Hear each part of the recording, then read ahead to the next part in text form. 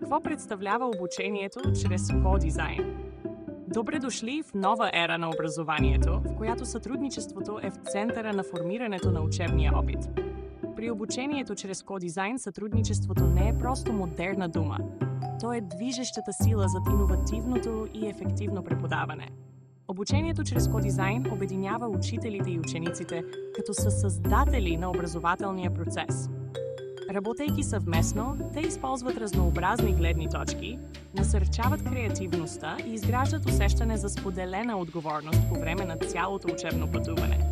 Чрез сътрудничество създаваме култура в класната стая, в която всеки глас е ценен, всяка идея има потенциал, а обучението се превръща в динамично и споделено преживяване.